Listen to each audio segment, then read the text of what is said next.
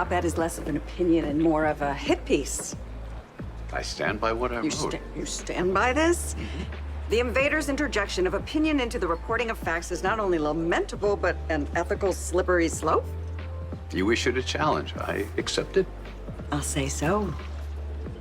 Now the question is, can you set your ego aside and accept mine? Your ego? My challenge.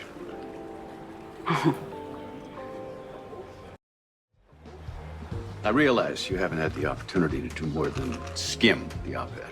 Well, I can't wait to sit down and just take it all in. The gist of it is that Invader coverage blurs the lines between objective reporting and editorializing. I challenge your staff to commit to objectivity at all costs.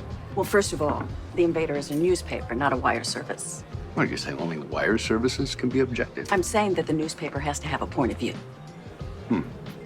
Still, the Invader is miles ahead of where it was when Peter August was at the helm. Damning me with faint praise? Not at all. I think you've led the Invader to become a journal not unworthy of respect. As an editor, I need to point out the double negative. I used it for effect. Sure you did. Still, as far as the Invader has come, there's still room for improvement for both of you. You're just chock full of suggestions.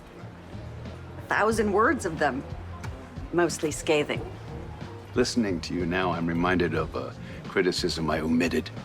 There's more? Your penchant for hyperbole. You know what I think? I'm eager to hear. I think the good professor is so accustomed to dusty, dry tomes that he just isn't used to contemporary journalism.